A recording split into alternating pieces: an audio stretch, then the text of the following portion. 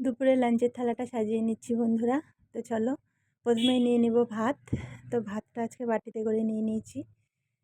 বাটিতে করে নিলে বেশ ভাতটা দেখতে ভালো লাগে আর সময়টাও কম লাগে। তো এই তো নিয়ে নিলাম লঙ্কা, পেঁয়াজ।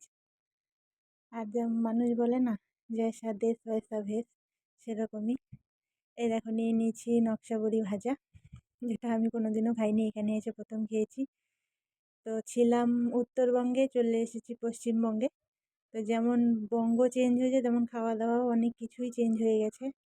আগে যেরকম খেতাম বা যেরকম আমাদের ওই পাশে খাওয়া হয়, এই পাশে টোটালটাই আলাদা, অন্যরকম খাওয়া হয়।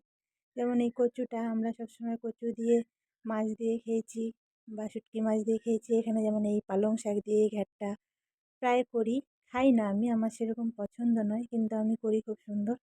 সবাই খেয়ে বলে না ভালো হয়েছে। সেরকমই মানে খাওয়া দাওয়ারও যেমন পরিবর্তন,